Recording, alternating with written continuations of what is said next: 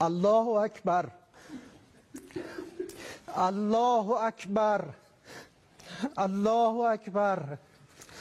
من المؤمنین رجال صدقوا ما عاهدوا الله علیه فمنهم من قضى نحبه و منهم من ینتظر و ما بدلوا تبدیلا. انا لله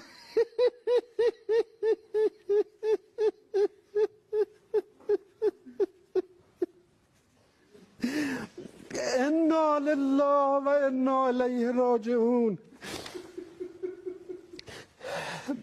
بعد از عمری مجاهدت حسینی و دائمی و خستگی ناپذیر، روح بلند و ملکوتی کوه نستوه ولایت، پدر مهربان امت، رهبر و امام مسلمین حضرت آیت الله العظمی سید علی حسینی خامنه‌ای در راه سربلندی حرم جمهوری اسلامی ایران شهد گوارای شهادت را نوشیدند و به ملکوت اعلی پیوستند.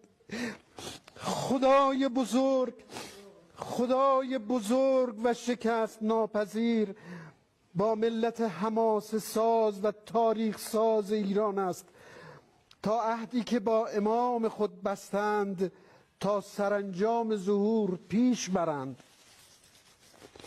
یقینا در این برهه تاریخی قطب عالم امکان حضرت بقیت الله الاعظم ارواحنا لتراب مقدمه الفدا مولای ما ملت مظلوم و مقتدر خود را کفایت می کند تا با تبعیت تام از ولی فقیه شرعی و قانونی مسیر باقی مانده تا قله سربلندی را با وحدت و اقتدار به پایان رسانند و پرچم این انقلاب را به دستان با کفایت ایشان تقدیم کنند.